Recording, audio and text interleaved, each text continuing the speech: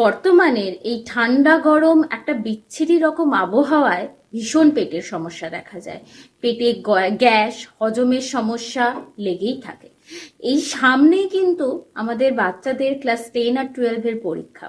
এই সময় কিভাবে বাচ্চাদের পেট ঠান্ডা রাখা যায় বা পেটের স্বাস্থ্য ভালো রাখা যায় সেটা নিয়েই আমরা আজকে কথা বলবো।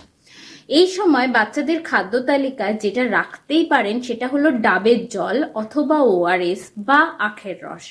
এই ধরনের খাবারগুলো বা এই ধরনের ঠান্ডা পানীয় যেগুলো আমাদের পেটকে ঠান্ডা করে, সেগুলো পেটে গ্যাসের সমস্যা, হজমের সমস্যা, পেট ঠান্ডা রাখা সবকিছুই খুব সুন্দরভাবে করে।